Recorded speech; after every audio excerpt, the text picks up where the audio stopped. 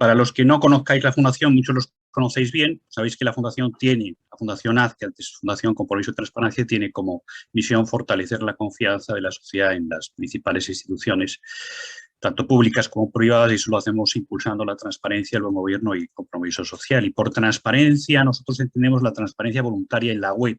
Tenemos una definición muy concreta de lo que entendemos por transparencia, que es ese esfuerzo que hacen las instituciones por difundir y publicar en la web la información relevante de la organización, haciéndola visible, accesible a todos los grupos de interés de manera íntegra y actualizada. Y aquí, como veréis, toda la metodología que nosotros utilizamos se basa, por una parte, en definir qué es la información relevante en cada caso. En este caso, pues, qué es información relevante cuando hablamos de políticas y procesos de cumplimiento.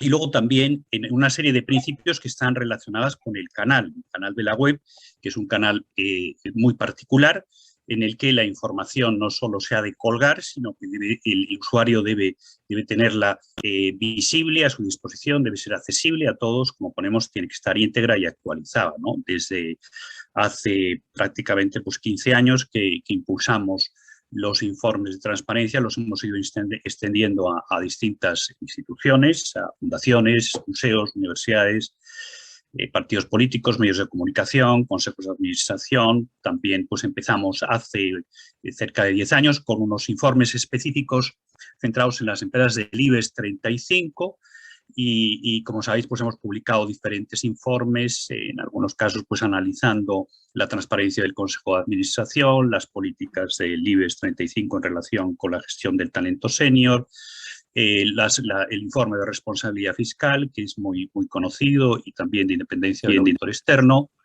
o el de cesarismo, ¿no? Y luego ha habido... Y aquí tenéis, digamos, los 6 o los 7 informes relacionados con el tema de las empresas del IBEX que venimos publicando periódicamente. Anteriormente os he enseñado el informe de responsabilidad fiscal de las empresas del IBEX 35, que es el que más tiempo llevamos publicando. Es un informe que ya cumple sus 7 años. Y como todos los informes nuestros, comienzan por una definición de lo que es la información relevante desde el punto de vista de la responsabilidad fiscal. Ahí lo que hacemos es, ya veremos, identificar una serie de áreas e indicadores de información. En el caso, por ejemplo, del informe de responsabilidad fiscal, pues como veis ahí, hay una serie de áreas relacionadas con lo que puede ser cuestiones generales de fiscalidad, la información fiscal, la fiscalidad internacional, los sistemas de denuncia y control, la auditoría externa o el gobierno. Es decir, todos los informes nuestros comienzan por esa definición de qué es información relevante, y como es el caso de esta explicación del informe de responsabilidad fiscal. Luego vamos analizando cada uno de los indicadores y utilizando un sistema de medición que se basa, ya lo explicaré más tarde, en un semáforo de cumple parcialmente y no cumple, y el porcentaje, en este caso, de la muestra, en este caso son las empresas de IBEX 35, vamos comentando en el informe el porcentaje de cumplimiento y analizando qué compañías, cómo lo cumple cada una de las compañías, y lógicamente incluyendo una serie de recomendaciones, ¿no? Como vamos a ver hoy. Al final los informes suelen terminar con un ranking en el que clasificamos a las empresas. Este es el ranking de responsabilidad fiscal último que publicamos del 2020. Las clasifican en 3 categorías, en función del grado de cumplimiento: transparentes, translúcidas y opacas. Y bueno, como veis, es un informe ranking, es decir, y a nosotros nos interesa también mucho resaltar esto, ¿no? El ranking tiene una serie de características muy particulares, lógicamente, y que las definimos aquí. Es un informe que está basado en una serie de indicadores y, por tanto, analizan y simplifican un problema, en este caso la responsabilidad fiscal, en el que vamos a analizar hoy. Pues lógicamente tenemos que identificar qué entendemos por cumplimiento, qué entendemos por prácticas, procesos y políticas de cumplimiento desde el punto de vista de la transparencia. Incorpora, no solo es un informe, que se incorpora, que es la parte relevante, un sistema de medición que impulsa la competencia entre las instituciones.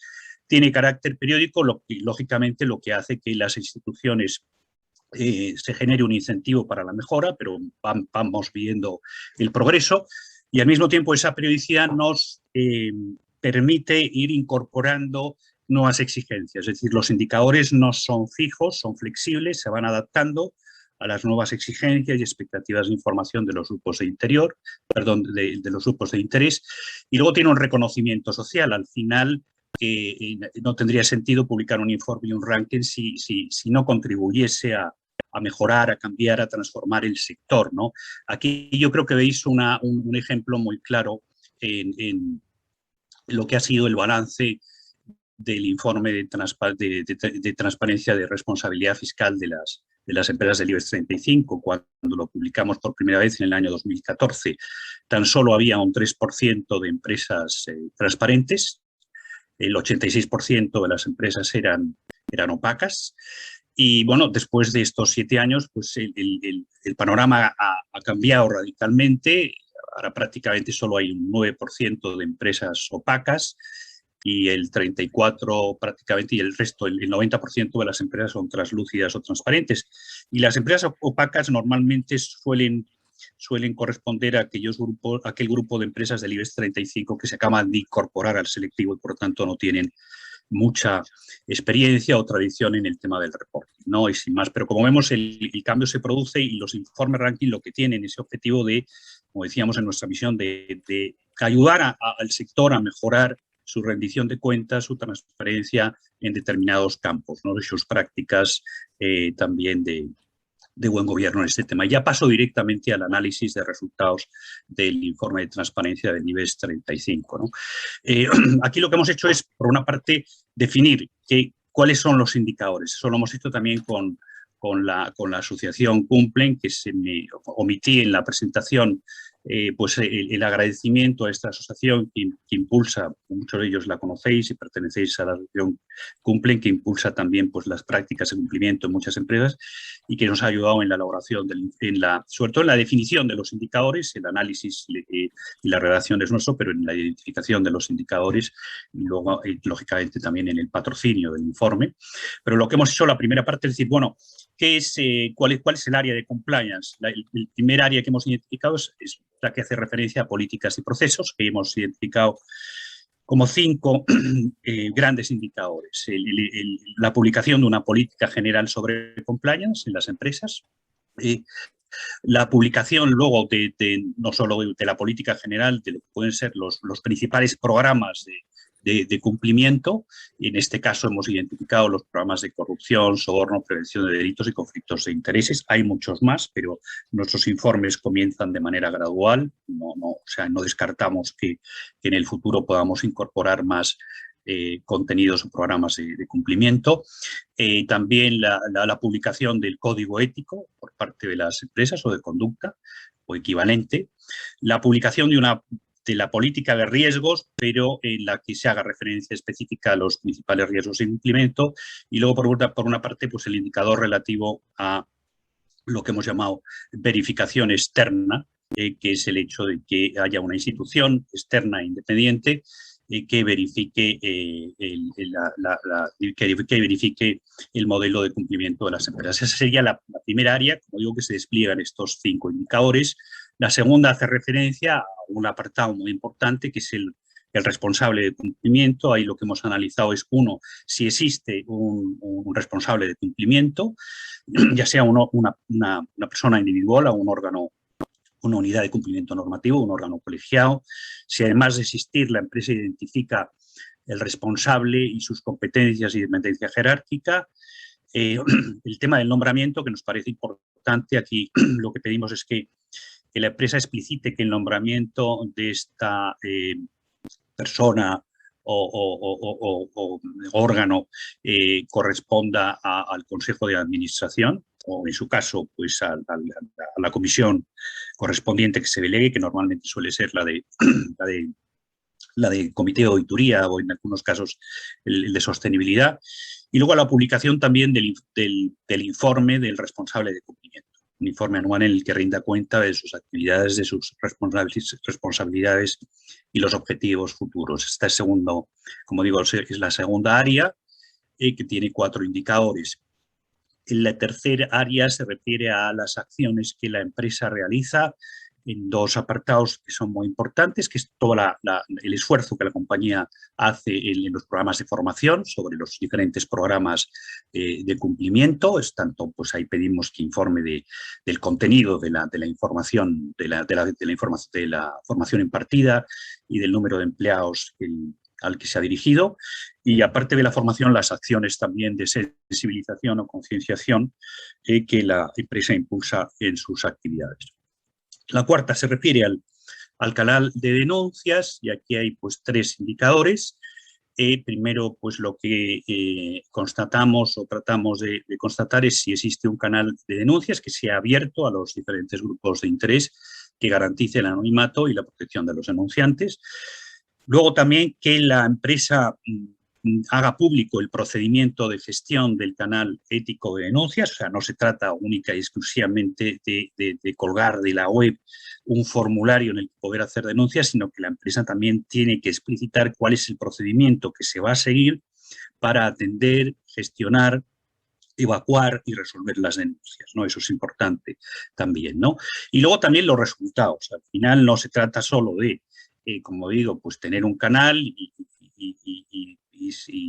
expresar o detallar cómo se va a gestionar el mismo, sino, bueno, y qué resultados estamos teniendo, ¿no? Porque al final los resultados, en definitiva, son los que nos van a decir si esa herramienta que hemos puesto en marcha es eficaz o no. El último tema, que es un tema transversal en todos nuestros informes, porque a nosotros nos interesa mucho, lógicamente, como parte de la misión de la Fundación, impulsar a la gobernanza, y cuando hablamos por la gobernanza nos referimos al órgano de gobierno, que en este caso es el Consejo de Administración o sus comisiones delegadas. Nos interesa mucho impulsar el compromiso de la alta dirección, ¿no? En concreto del gobierno. Y aquí pues lo que estamos pidiendo por una parte es que los informes de las comisiones correspondientes de alguna manera revelen que en sus informes que están verificando, que están supervisando el área de cumplimiento, así como la asistencia del responsable de la función de cumplimiento, porque lógicamente eso pues da relevancia al área. Y por otra parte, que ese informe, aparte de ese aspecto de verificar el cumplimiento, también incluya conclusiones y propuestas, ¿no? Digamos, un aspecto más cualitativo. Bueno, entonces los resultados, como digo, el sistema de valoración y puntuación que nosotros utilizamos se basa en esas 3 categorías, que son cumple parcialmente y no cumple. A cada una de esas categorías vamos asignando diferentes puntos, y en función de los puntos las empresas o entidades pueden quedar clasificadas en esas 3 categorías de transparentes, translúcidas y opacas, ¿no? Si pasamos ya al análisis, para elaborar el análisis, hemos revisado la información disponible en las webs de las empresas correspondientes al ejercicio fiscal 2020 o equivalente en función de cada compañía. La fecha de cierre de las revisiones fue el 1 de octubre del año pasado, ¿no? Además de las secciones específicas de las web, o sea, nos ha llamado la atención ya que hay bastantes compañías que en su web tienen una sección o apartado especial que denominan cumplimiento o ética e integridad, o integridad y cumplimiento, es decir, ya hay varias, igual que también en las memorias de sostenibilidad, pero aparte de las webs y de las secciones específicas, nosotros hemos revisado los informes de sostenibilidad, los informes integrados, los informes de gestión consolidada o los estados de información no financiera, porque bueno, en algún momento tendremos que unificar esta tipología de reportings de las empresas tan curiosa, pero vamos, hemos analizado todos los reportings, hemos analizado los códigos éticos y de conducta, hemos analizado las políticas de cumplimiento, las políticas de control y gestión de riesgo, las políticas de prevención de delitos penales, las políticas de lucha contra la corrupción y el soborno, y las políticas de conflictos de intereses. Aparte de eso, pues hemos también analizado en aquellas compañías que lo publicaban los reglamentos sobre el funcionamiento del canal ético o de denuncias, también los informes, y por último las diversas modalidades de, no quiero hablar de certificación porque solo esa es una de las múltiples modalidades que hay, sino las diferentes modalidades de revisión o verificación de los procesos o políticas de cumplimientos o sistemas de cumplimientos, ¿no? Como veis aquí, analizando ya en la primera área que se refiere al área de política y de procesos. El primer indicador pues, nos muestra que hay un total aproximadamente de 7 empresas que cumplen íntegramente el indicador de publicar una política general sobre cumplimiento. El documento, por ejemplo, más completo de todos los que hemos encontrado sobre la política general de cumplimiento es el que publica ENA, en el que se desarrollan con mucho detalle los objetivos, el ámbito de aplicación, los principios de actuación. También es el más actual, es decir, que las políticas generales de cumplimiento hay algunas más actuales, que lógicamente son las que tienen un mayor grado de detalle, y otras menos actuales que tienen ese menor grado de detalle. En el indicador, el cumplimiento del indicador de programas requiere la publicación de las políticas de anticorrupción, de cumplimiento penal y conflicto de intereses. Y en el análisis pues hemos distinguido como 3 grupos diferenciados, por eso tienen esos cumplimientos parciales y integrales, ¿no? El primer grupo está encabezado, digamos, que es el del 49%, por las empresas que publican todas las políticas que nosotros incluimos en este indicador, ¿no? Las 3 que he mencionado. Y que por tanto cumplen íntegramente. Y este grupo lo integran 17 empresas. El segundo grupo, que son las que cumplen parcialmente, está compuesto por aquellas empresas que omiten algunas de las políticas que nosotros exigimos, esas 3 políticas, y el número de las empresas que se encuentran en esta situación es de 14, ¿no? La política, digamos, estas 14, la política que suelen omitir más es la relativa al cumplimiento penal, ¿eh? Y luego, por último, está el grupo ese del 11% que no cumplen, que simplemente son las empresas que no publican ninguno de las políticas que exigimos, y que son solo 4, ¿no? Como veis, el indicador relativo a la publicación del código ético se cumple prácticamente por la totalidad de las empresas. Tan solo hay 2 empresas, que es ese 6%, que no lo publiquen, ¿no?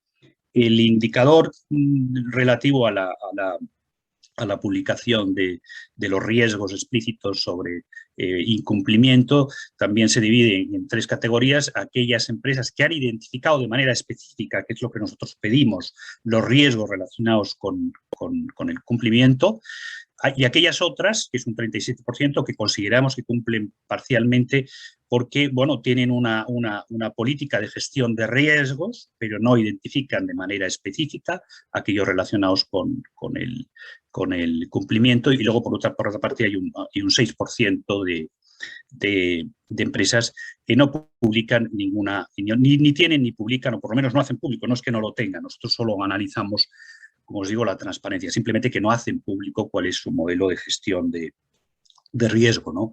Y en cuanto al indicador que se refiere, y como veis aquí, al sistema de verificación externa, no hay ninguna empresa que cumpla el criterio de verificación externa, que, insisto, no lo hemos querido denominar certificación. Nosotros ya sabemos que no existe un modelo aprobado estándar relativo al cumplimiento del compliance, la política de compliance general, pero eso no debe ser una excusa para que la empresa no acuda a otros modelos o sistemas que no coinciden con la certificación, como puede ser el aseguramiento, como simplemente puede ser una opinión externa, ¿no? Entonces, aquí el 34, no hay ninguna empresa que haya de alguna manera acudido a una institución externa para que le verifique su sistema de cumplimiento. Los modelos que hemos encontrado se refieren a la certificación o procesos de aseguramiento, de auditoría, o simplemente de la opinión de una institución tercera independiente sobre sobre programas concretos de compliance. La mayoría de ellos se refieren sobre el tema del cumplimiento del tema penal o el tema de anticorrupción, ¿no? El resto, pues no hay nada, ¿no? El sistema mayoritario de verificación suele ser, lógicamente, la certificación AENOR, que es una de las empresas que se ha decantado, vamos, donde hay más temas, ¿no? Y luego pasamos a la tercera área, que es la relativa, a la segunda área, que es la relativa al responsable de cumplimiento. Como veis ahí, en relación con la existencia del órgano responsable de la función de cumplimiento, pues nos muestra que hay 17 empresas que tienen ese sistema, por lo menos que hacen público, que cuentan con un responsable unidad de cumplimiento, un poco más en la mitad. Solo 5 empresas, sin embargo, identifican al responsable e informan de sus competencias y dependencia jerárquica. El 9% que cumple parcialmente que veis allí es porque al final es simplemente empresas que o bien definen sus competencias, pero no su dependencia jerárquica. Nosotros, como pedimos las dos cosas, a las que solo cumplen uno de estos subcriterios, les damos un cumplimiento parcial, como veis ahí. En cuanto al nombramiento, en relación al nombramiento y cese del responsable de cumplimiento, tan solo hay 2 empresas en las que se explicita que esta decisión corresponde al órgano de gobierno que delega en una de esas comisiones, ¿no? Hay una también que le hemos puesto que cumple parcialmente. Y lo que no hay ninguna empresa hoy por hoy publica un informe del responsable o de la unidad de cumplimiento. Ninguna de las empresas. En algunos casos, pues esto se puede deber en muchos casos a que es una práctica que hoy por hoy no existe, cosa que también dudamos, o sea que la unidad de cumplimiento o que el responsable no presente un informe nos resulta difícil de difícil comprensión. O sea, yo creo que la respuesta más bien a lo mejor es que ese informe existe, pero simplemente no se hace público. Por ejemplo, en el caso de Siemens Gamesa, en su informe de actividades de la Comisión de Auditoría y Control, se hace referencia a la existencia de un informe del área de cumplimiento, pero no se publica. Entonces, lo que sí estamos animando, ese es uno de los retos que tienen las empresas, es que este elemento lo publiquen en futuros informes. El área de formación y concienciación tiene, como veis, esos 2 indicadores que comprenden 2 acciones diferentes en la empresa para impulsar la cultura de cumplimiento, y la primera se refiere a las actividades de formación relacionadas con el cumplimiento, que son las actividades, la formación impartida por la empresa a sus empleados y a los diferentes grupos de interés, y la segunda abarca todas aquellas iniciativas que tienen como principal objetivo no tanto la formación de los empleados en algún área, como la difusión o toma de conciencia sobre estos temas. Se trata de actividades diferentes, aunque, como es natural, están relacionadas y son complementarias. Hay, como veis, un total de 16 entidades informan de las actividades de formación, incluyendo en la misma tanto el contenido impartido como el número o porcentaje de empleados que la han recibido. Hay un grupo de 10 empresas que cumplen parcialmente este indicador al informar de manera más superficial, sin detallar pues, ni los contenidos ni el número o grupo de personas que la han recibido. Y por último hay un grupo de 9 empresas que no informan de nada, ¿no? Y en relación con el indicador relativo a las acciones de sensibilización o concienciación, pues solo 2 empresas informan con cierto grado de detalle en su estado de información no financiera, y otras 3 cumplen parcialmente al mencionar esas acciones, pero tampoco sin dar mucho detalle, ¿no? Pasamos ahora mismo al indicador relativo al canal de denuncias. La mayoría de las empresas cuentan con un canal ético o de denuncias, de consultas también, que permite las denuncias anónimas. En concreto son 19 las empresas que cumplen con esas condiciones. Las que cumplen parcialmente son aquellas empresas que cuentan con un canal de denuncias, pero no permite las denuncias anónimas. Y nosotros entendemos que eso no facilita, evidentemente, no facilita esa cultura de cumplimiento, ¿no? Hay tan solo 4 empresas, simplemente, como veis ahí, que no informan en sus páginas web de la existencia de un canal ético o de denuncias. En relación con la información de la gestión del canal de denuncias, pues hay un total de 13 empresas que proporcionan información detallada sobre la gestión del mismo, y el resto, pues la información es más parcial. Y el informe sobre los resultados del canal de denuncia también presenta un índice significativo de cumplimiento, ¿no? Con un total de 16 empresas que proporcionan información sobre el número y naturaleza de las denuncias presentadas. Finalmente, pues se encuentran 13 empresas que no reportan información alguna sobre los resultados del canal ético de denuncias. Aquí también hemos apreciado, aquí hay muchas diferencias cualitativas en los informes, en los estados de información no financiera y informes de sostenibilidad. Incluso Red Eléctrica tiene un informe específico sobre la gestión de del canal de denuncias. Aquí lo que sí observamos es muchas diferencias cualitativas en la información sobre los resultados del canal de denuncia. A nosotros nos parece que es una parte muy importante porque al final ese informe sobre los resultados del canal de denuncias pues nos da mucha información. O sea, al final nos está mostrando si es eficaz, si ha llegado, si es conocido. A veces hay empresas que hemos encontrado que en sus informes se felicitan por tener pocas denuncias. Bueno, nosotros eso puede ser una manifestación de que la empresa sigue una cultura de cumplimiento o simplemente que el canal se desconoce o simplemente que los empleados y los grupos de interés pues no confían en esa herramienta. Entonces, por eso quiero decir que se trata de elementos muy importantes que luego van a proporcionar a la empresa información para tomar decisiones en este sentido, ¿no? Y por último, ya termino, el área correspondiente a gobierno, en el que analizamos la rendición de cuentas del Consejo de Administración a través de sus comisiones, como digo, son normalmente las de auditoría y control o las de sostenibilidad. Aquí vimos que hay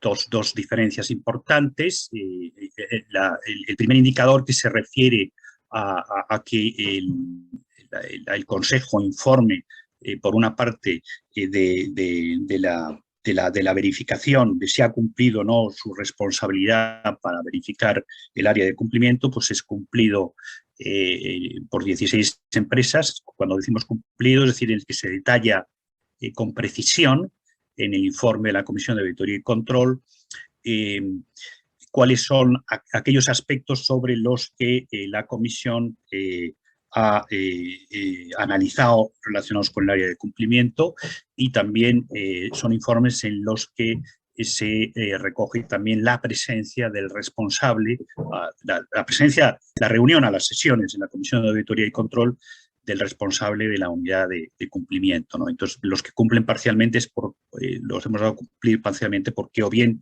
no informan de esos dos aspectos, informan de alguno de los subcriterios. Donde no hemos encontrado, lógicamente, y como era de esperar, tampoco nos ha señalado, pero no hay, el segundo indicador no lo cumple íntegramente ninguna empresa, es aquí lo que pedimos a la Comisión de Auditoría y Control es un poquito más de creatividad, que aparte de informar sobre el cumplimiento de sus competencias, incluya también una serie de recomendaciones objetivos sobre esta área, lo cual también pone de manifiesto que ha reflexionado el Consejo sobre los resultados y como fruto de esa reflexión pues ha establecido también unos objetivos de mejora o una serie de indicaciones concretas, ¿no? Y eso es lo que no hemos visto. La única entidad que hemos encontrado que cumple parcialmente es Bankinter, porque al menos en el informe de la Comisión de Auditoría y Control hemos encontrado que la Comisión se plantea objetivos de cara al siguiente año, ¿no? Plantea objetivos de cumplimiento y eso nos ha parecido interesante, ¿no? Al final, aquí presentamos como el cuadro general de cumplimiento. Yo creo que se ve con mucha claridad que los resultados del informe pues muestran importantes áreas de mejoras, pero presentan un balance bastante positivo, ¿no? Y en general, como se ve, las áreas en las que presentan un menor grado de transparencia son las que hacen referencia al responsable de cumplimiento y algunos temas relacionados con las políticas de gobierno, ¿no? Este es el ranking que veis aquí, en el que nos encontramos que hay pues 3 empresas transparentes. Los resultados nos parece que en los resultados de nuestro informe, aunque hay áreas de mejora, claramente el balance es bastante positivo para tratarse de un primer informe. Y como se desprende del gráfico que hay aquí, pues el número de empresas calificadas de opaca, de acuerdo con la metodología, es tan solo de 10, un 31% de la muestra, ¿no? El grueso de las empresas, como veis ahí, es un total de 22, pues reciben el calificativo de translúcidas, ¿no? Yo creo que el balance positivo se aprecia con más claridad si lo comparamos con el primer informe que hicimos y que elaboramos en el año 2014 sobre la transparencia y prácticas sobre fiscalidad responsable. Y en ese primer informe que tenéis ahí abajo, como veis, el porcentaje de empresas calificadas de opacas, como os decía, ascendió al 86%, ¿no?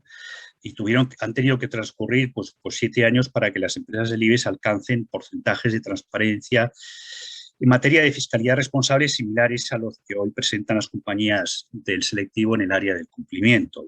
No es necesario, por otra parte, ser un profeta para predecir o para afirmar que esta va a ser un área, el área de cumplimiento, el área de ética e integridad, pues que va a tener y va a seguir ganando peso y profundidad en los próximos años. Todas las cuestiones relacionadas con la integridad empresarial pues constituyen un pilar indispensable para asegurar el futuro y la sostenibilidad de cualquier iniciativa empresarial.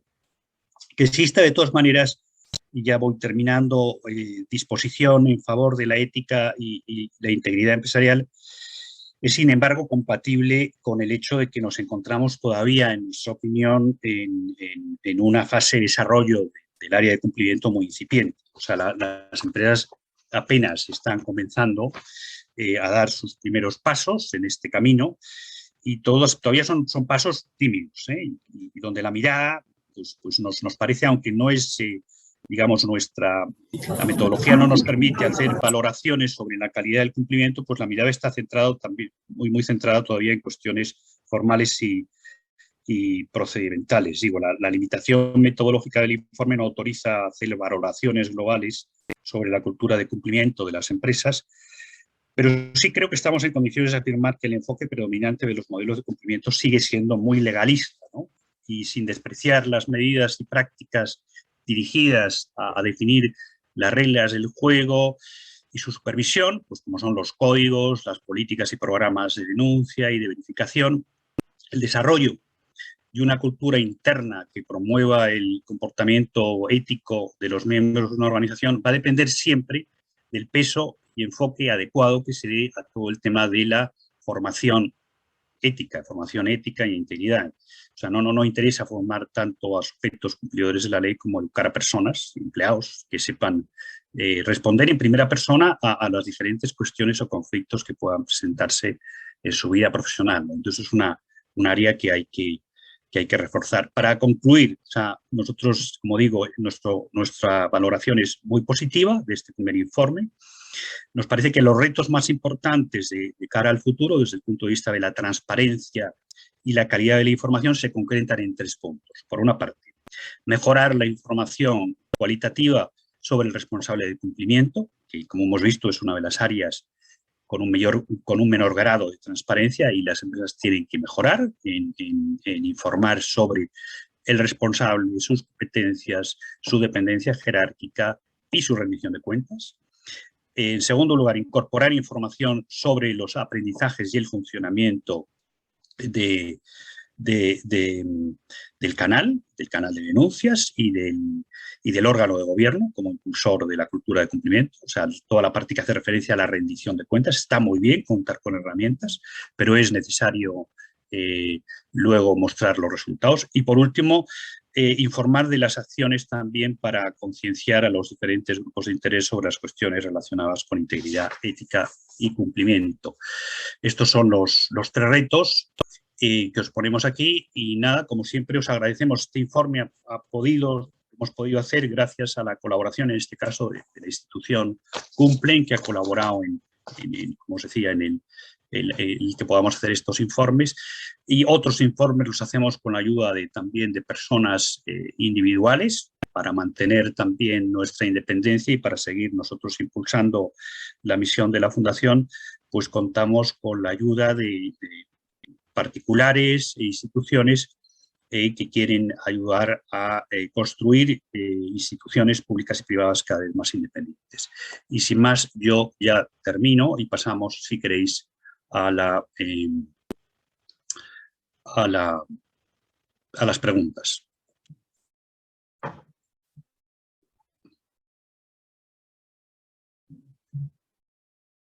Sí, a ver, mientras van llegando más preguntas, te lanzo una que hacían por el chat. ¿Cómo se puede medir la eficacia del canal de denuncias?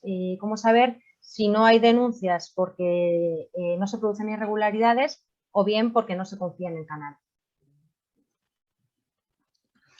Bueno, primero, es la pregunta del millón. Primero lo que tienen que hacer las empresas es tener que es lo que no tienen, es lo que nosotros hemos constatado que no tienen. Es decir, es importante, por una parte, esa medición, ver qué es lo que está ocurriendo,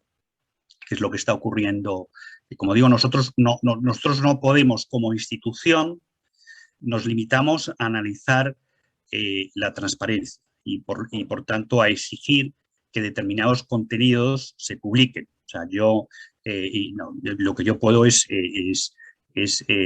daros mi opinión personal. Uno, primero las empresas lo que tienen que hacer es informe. Como hemos visto, a lo mejor lo hacen, pero no lo publican. Nosotros lo que podemos constatar es que muchas empresas no publican un informe de resultados y que el informe de resultados, lógicamente, como hemos visto, la calidad, y hay mucha diferencia, la calidad de información sobre los resultados y la actividad del canal de denuncias difiere mucho entre unas empresas y otras. Hay empresas en las que, por una parte, identifican muy bien el porcentaje de denuncias, la causa de las denuncias y las acciones que se han hecho en relación con esas denuncias, cuál ha sido el resultado, cuál ha sido el proceso que se ha seguido. Eso sería el primer paso, por tanto, sería hagan un informe para saber cuáles son los resultados, porque sin saber los resultados es muy difícil luego tomar medidas, ¿no? Por ejemplo, aquí nos hemos encontrado un caso muy singular y como está también publicado en el informe, pues lo comento, pero me parece que es un singular. El caso de esta empresa farmacéutica, a ver cómo se llama. Una empresa farmacéutica. ¿Farmamar? No, una empresa, no Farmamar, una empresa farmacéutica, una de las empresas farmacéuticas que tiene un buen informe. En este caso se trata de un informe de resultados del canal de denuncia en el que lo que llama la atención es que efectivamente hay muchas denuncias, pero el 86 y casi el 86 o 90% de las denuncias proceden de Estados Unidos, ¿no? Claro, entonces dices, bueno, ¿qué pasa? ¿Qué pasa? ¿Qué ocurre? Que en Estados Unidos, donde usted tiene actividad, es el único país donde se producen conflictos, o en Estados Unidos hay una cultura en la que los empleados, digamos, se sienten libres, ¿no? Y sobre todo han sido educados en una cultura en la que se sienten libres para comunicar esas infracciones, ¿no? Entonces, ahí es ese tipo de datos que pueden ofrecer pistas a las empresas para saber si efectivamente las denuncias son pocas o muchas. Y en la medida en que ese informe se vaya publicando periódicamente, pues puede saberse si hay avances o no. En general, yo creo que tiene que haber un porcentaje significativo, por tanto de denuncias, como digo, como de consultas, porque los informes del canal son de denuncias y de consultas, o sea, tanto de una cosa como de otra, ¿no? O sea, tiene que haberlo. Y en ese sentido, pues me parece que eso debe quedar reflejado en el informe. Cuando aparecen esos resultados también puede ser un motivo, también hacemos referencia en el informe a que la empresa debe hacer un mayor esfuerzo en las actividades que hemos dicho de formación y de difusión y sensibilización. Como hemos dicho y hemos comentado, la información sobre las acciones de sensibilización o de concienciación es muy baja. Sí en los temas de formación, pero no da la impresión de que las empresas no realizan muchas acciones, o por lo menos no las comunican en sus informes, sobre concienciación o sensibilización sobre temas de cumplimiento. Y lógicamente, si no las hay, si no se anima, si no se explica, si no se incentiva, pues al final nos podemos encontrar con que el número de denuncias o de consultas es bajo. Muchas gracias, Javier. Dice Cuca Sacristán, ¿qué quieres decir cuando comentas que el Consejo tiene que dar el paso de su función de supervisión a la de impulso en el área de compliance? Bueno, los dos indicadores incluidos en el área de gobierno buscan evaluar en qué medida las cuestiones de cumplimiento forman parte de la actividad, de las actividades de impulso y supervisión del órgano de gobierno, ¿no? Entonces, el primer indicador, que es el más básico, se limita a verificar si el responsable de cumplimiento ha comparecido en alguna ocasión a las reuniones de la comisión o del consejo, y qué cuestiones relacionadas con la función de cumplimiento se han ventilado en las reuniones, ¿no? Eso es lo que... y el segundo indicador, que es la parte que hace más referencia al impulso, que es más cualitativo, pretende analizar si la comisión se ha limitado a escuchar pasivamente o, por el contrario, como fruto de la actividad de esa escucha, pues ha adoptado una actividad mucho más propositiva. O sea, no es suficiente que los miembros de la comisión se limiten a rendir cuenta de la supervisión de las actividades del área de cumplimiento, convirtiendo su labor de supervisión en un mero formalismo, ¿no? Es preciso que el informe pues, recoja las principales conclusiones y propósitos como expresión precisamente de esa labor de supervisión. Somos conscientes también que va a llevar bastante tiempo mejorar la calidad de los informes de las comisiones de auditoría y control. Pensar también que las guías técnicas para la elaboración de los informes de las comisiones de auditoría y control las publicó la CNMV apenas hace 3 o 4 años. Es decir, antes las comisiones de auditoría y control, antes las comisiones del Consejo, tanto la Comisión de Auditoría y Control como la Comisión de Nombramientos, no rendían cuentas de nada. O sea, no son órganos. El Consejo de Administración y sus comisiones no son órganos, de alguna manera, que se hayan decantado por la rendición de cuentas. No rendían cuentas de nada. La guía técnica que elaboró la CNMV por lo menos les obliga ya a rendir cuentas de sus competencias y de sus responsabilidades, ¿no? Entonces, lo que hay que ver es un paso más. La guía técnica de la CNMV sigue siendo un documento muy formal, ¿no? Y la mayoría de los informes pues, se limitan a describir las funciones y actividades que desempeñan a lo largo del año sin incluir sus valoraciones, las conclusiones y las medidas adoptadas, ¿no? Entonces, en muchos casos es una información que resulta irrelevante para los inversores y para los accionistas, que tienen que ser los receptores de este tipo de informes, no los gestores y directivos, ¿no? Entonces, a ese aspecto me refiero yo de la función del órgano de gobierno, como nos recuerda el código de gobierno de las empresas unificadas. El órgano de gobierno tiene la doble función de supervisar y también impulsar. Entonces, aquí se exige, y lo que queremos exigir es por parte del Consejo una mayor actividad a la hora de impulsar, de reflexionar, de identificar mejores prácticas, de establecer objetivos. Gracias. Te comento, tenemos varias preguntas, así que porque nos distribuyamos el tiempo. Dice Verónica Hurtado, tengo una pregunta acerca de los responsables de compliance. ¿No estarían duplicando las empresas el trabajo de compliance nombrando a un responsable si ya cuentan con una comisión de cumplimiento? ¿Qué diferencia habría entre las funciones del responsable con las que hace la comisión?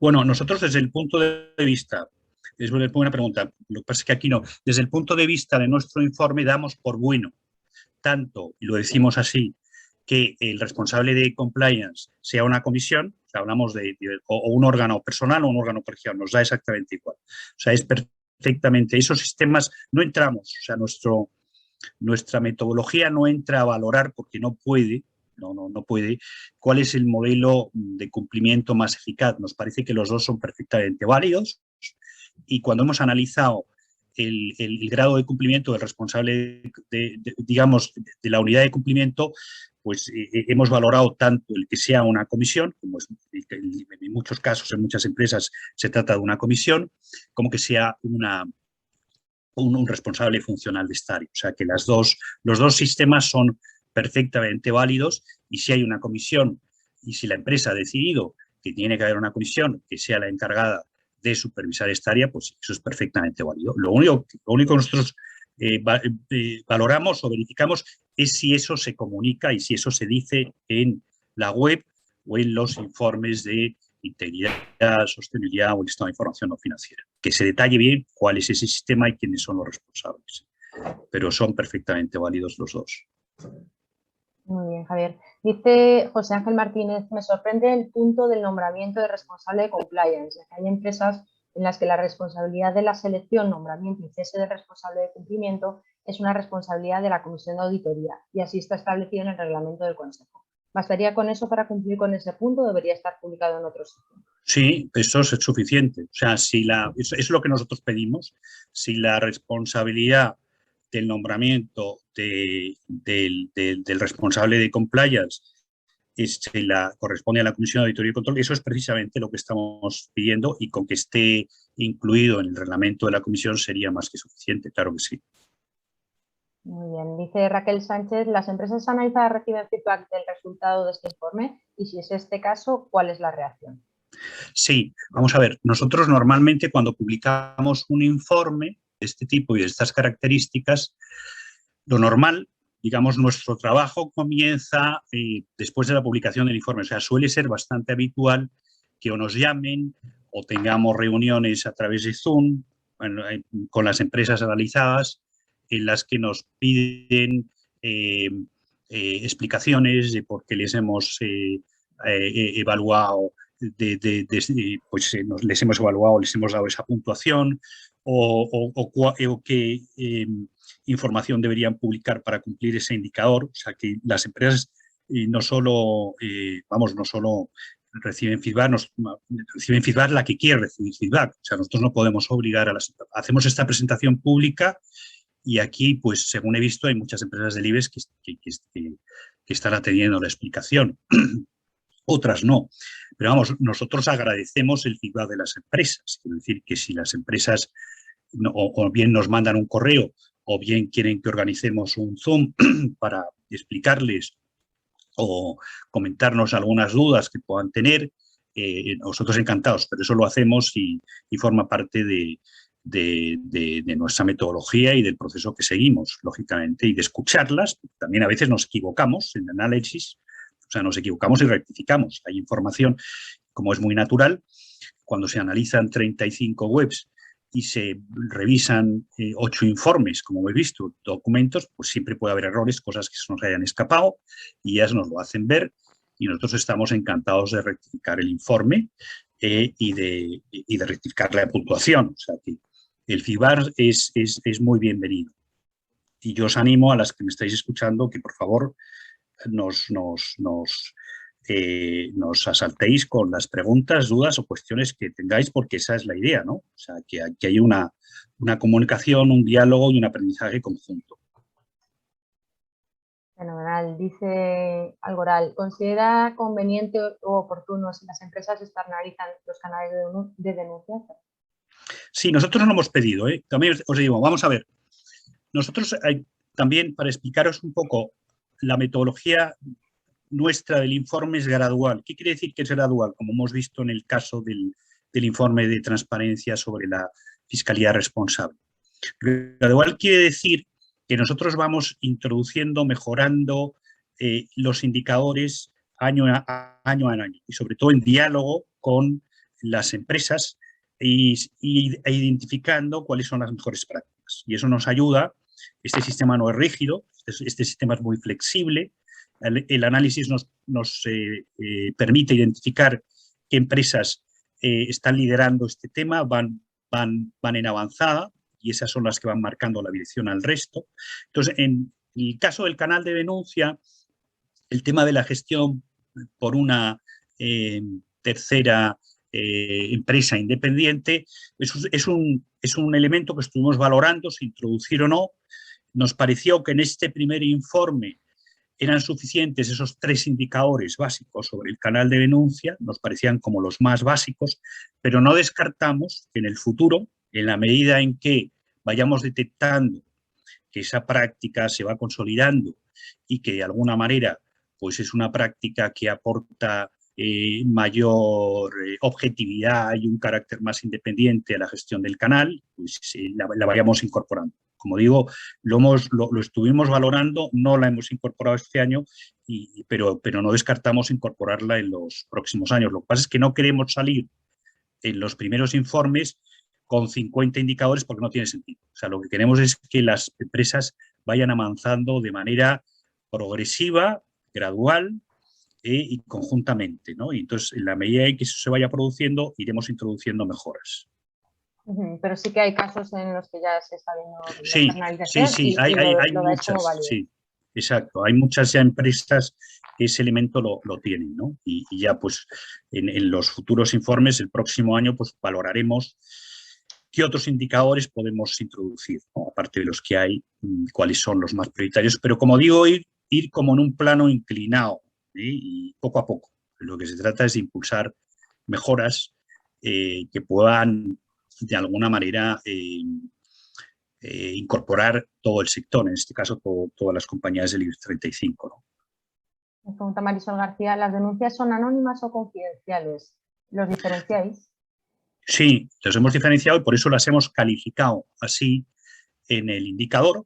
Hacemos mención, por eso al valorar el cumplimiento del indicador del canal de denuncias, nosotros exigimos anonimato y exigimos proteger la confidencialidad, exigimos las dos cosas, proteger la confidencialidad del denunciante.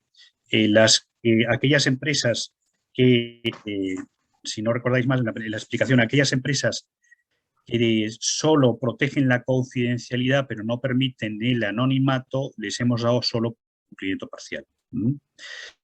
Como sabéis, además, eso se ha cambiado. O sea, la Ley Orgánica de Protección de... Aquí ha habido una enorme confusión jurídica. A veces los abogados... Yo soy abogado. A veces los abogados nos meten en unos líos y hay muchos responsables del área de cumplimiento, seguro que me estáis escuchando, que son abogados, ¿no? Pero a veces los abogados nos meten en unos líos por yo creo, una mala interpretación de lo que es. O sea, no se puede prohibir la denuncia, no. O sea, otra cosa es el tema de la gestión del canal, el tema de la protección de datos, como digo, aparte que el artículo 4 de la Ley Orgánica de Protección de Datos Personales y Garantía de Derechos admite expresamente las denuncias anónimas, pero es que las denuncias anónimas no se pueden prohibir, ¿no? Otra cosa es cómo gestionemos esa denuncia, cómo incoemos el expediente, cómo protejamos los derechos de la persona denunciada y el tema de la confidencialidad, ¿no?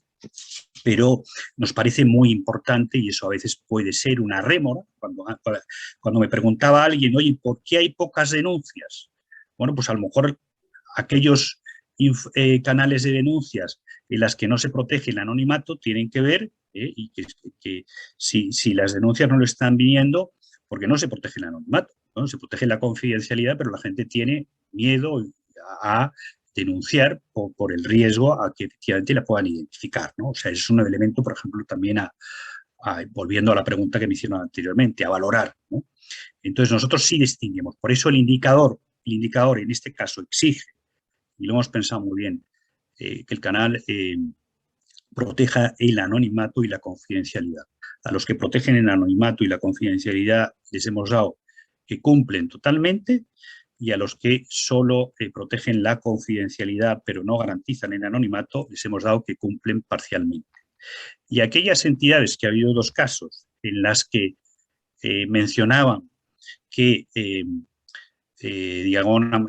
protegían el anonimato en los casos en que la ley lo permitiese, les hemos dado que cumplen parcialmente porque nos parece que es una coletilla que desanima. La ley no puede prohibir las denuncias anónimas, insisto. Estupendo. Pues la última pregunta, Javier, ¿por qué hay tan poca información sobre las acciones de sensibilización en temas de compliance y si cree que no se hacen o más bien que no se informa de ello? Pues aquí yo creo que, vamos a ver, yo creo que aquí hay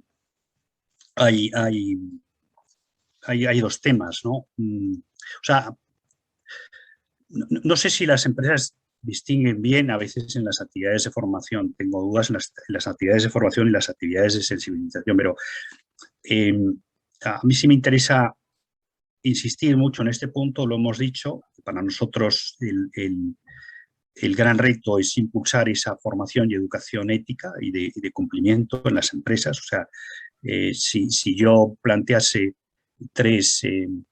las tres prioridades a las empresas en el área de cumplimiento, serían la primera, formación, la segunda, formación, y la tercera, formación. Generar una cultura de cumplimiento en la empresa no es una cuestión exclusivamente de herramientas, de políticas y de procesos, aunque estas medidas son muy útiles y necesarias. Desarrollar una cultura de de cumplimiento en la organización es un reto fundamentalmente educativo. Y la formación constituye la clave de todo el edificio. Y en este caso se trata de una formación muy particular, porque el objetivo no está enfocado a desarrollar capacidades técnicas o habilidades sociales, sino formar a los empleados para que puedan adoptar decisiones éticas y responsables ante los dilemas y los conflictos que van a surgir. Y las compañías deben creerse de verdad, no solo como un eslogan que resulta atractivo comunicar, que su primera línea de defensa son siempre sus empleados. Las personas que tienen un contacto directo con los clientes, con los proveedores y con los grupos de interés. Por esa razón, pues el tema de la formación, de la información de la empresa sobre la formación impartida y las acciones de concienciación a sus empleados, pues en el área de cumplimiento resulta crítica, y en este aspecto, pues las empresas yo creo que tienen un amplio margen de mejora, como se desprende en este informe, que esperamos, y ya termino, que sirva de reflexión y de estímulo para que sigan avanzando en este campo. Perfecto, pues nada, les estoy dejando los enlaces para que puedan consultar tanto el ranking como el informe, que ya están disponibles. Y yo creo que cerramos ya, ¿no? Pues muchas gracias a todos por la asistencia, y como os digo, cualquier feedback vuestro de vuestras empresas lo agradeceremos mucho para seguir mejorando en próximos informes. Y hasta muy pronto.